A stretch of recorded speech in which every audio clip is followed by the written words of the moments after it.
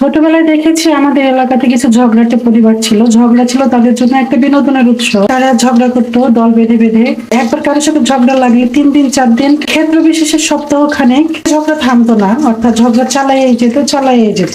ওরা আবার করতো কি, যখন একজনের সাথে ঝগড়া লাগতো, অন্য যে প্রতিপক্ষের সাথে কিছুদিন আগে ঝগড়া হয়েছে বা বছরখানেক আগে ঝগড়া হয়েছে বা 6 মাস আগে ঝগড়া হয়েছে, হঠাৎ করে এক মিল হয়ে যেত, রাতারাতি মিল হয়ে যেত আর কি।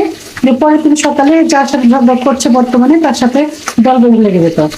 আপনারা যারা ভারতের সাথে সম্পর্ক নষ্ট করতে চান বা ভারতের সাথে সম্পর্ক নষ্ট হয়ে গেছে বা ভারতকে দুশ্মন রাষ্ট্র হিসেবে মানছেন, মেনে পাকিস্তানকে বন্ধু ভাবছেন, বিভিন্ন জায়গাতে পাকিস্তানের পতাকা উড়ানো শুরু করে দিয়েছেন, পাকিস্তানের গুণগান গাইছেন, তার অবগতির জন্য বলি ভাই, মুক্তিযুদ্ধ কিন্তু কোনো স্ক্যাম ছিল না, অস্বীকার করার মধ্যে কিছু নেই। পাকিস্তান যদি বাংলাদেশের এত বন্ধু রাষ্ট্রই হবে, পাকিস্তান যদি বাংলাদেশকে এত ভালোই বাসবে, তাহলে পাকিস্তানে যে